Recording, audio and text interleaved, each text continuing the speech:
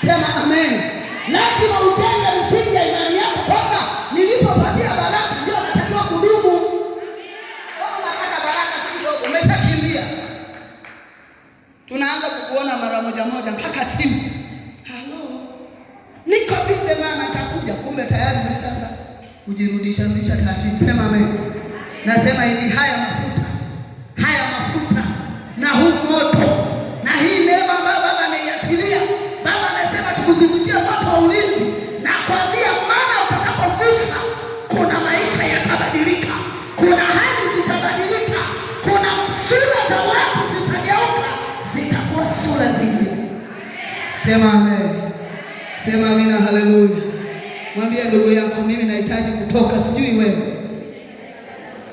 si unahitaji kutoka? Si unahitaji kutoka?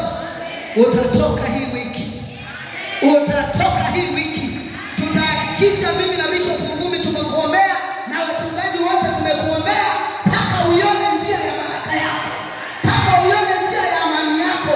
Kama umekosa amani kwenye afya, kama umekosa amani kwenye familia, kama umekosa amani kwenye biashara, kama umekosa amani kwenye haki zako, lazima haki zako zirejee kwa jina la Yesu. Sema amina. Haleluya. Pigia Mungu makofi na vigelegele vingi.